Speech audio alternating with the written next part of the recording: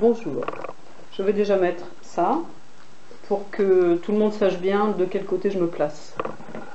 À la fin de la vidéo, je vais vous mettre un lien vers le site d'Antoine Léaumont, qui a fait réponse à un article du Monde et à un éditorial de France Inter, et qui est la raison de ma vidéo aujourd'hui. Personnellement, je ne veux répéter aucun des mots qui ont été écrits dans cette chronique et dans cet article. Ce qui a été écrit par Ariane Chemin du journal Le Monde, puis répété par Hélène Jouan de France Inter, dépasse tout ce que je pouvais imaginer en bassesse. Le Monde et France Inter, c'est deux médias que normalement on croit impartiaux ou à peu près impartiaux. Alors on s'aperçoit finalement que les journalistes sont totalement incapables de trouver des failles dans le programme L'Avenir en commun, le programme de la France insoumise. Peut-être qu'ils ne sont pas assez intelligents pour faire l'effort de le comprendre, et on sait bien que pour critiquer objectivement, il faut comprendre.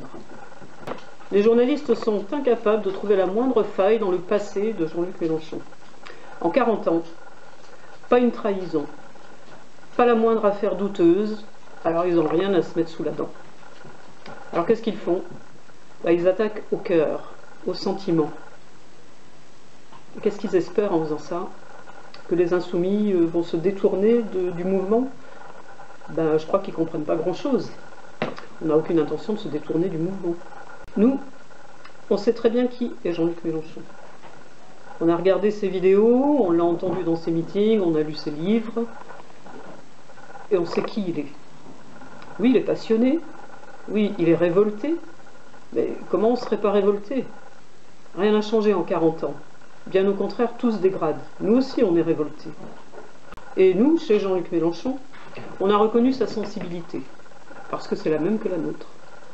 Nous, on a reconnu son honnêteté, parce que c'est celle qu'on exige des politiciens. Nous, chez Jean-Luc Mélenchon, on a reconnu son humanisme, parce que c'est le même que le nôtre.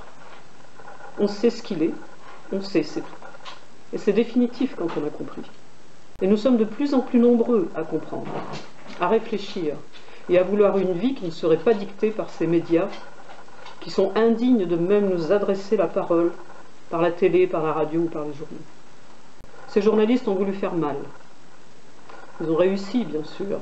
Qui ne serait pas blessé en entendant caricaturer de la plus ignoble façon le déroulement des obsèques d'un être cher? On est blessé, même si on sait qu'on doit laisser dans leurs fanges ces lâches, ces robots sans entrailles, sans éthique, qui ne reculent même pas devant l'action de blesser les enfants et la compagne du disparu. Mais jusqu'où est-ce qu'ils vont accepter de s'avilir, de s'aplatir, de ramper ces médias esclaves des grands groupes qui sont leurs patrons? Jusqu'où?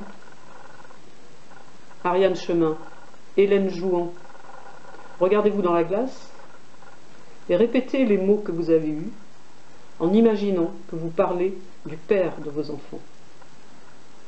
Est-ce que vous pourrez ensuite encore vous regarder dans la glace?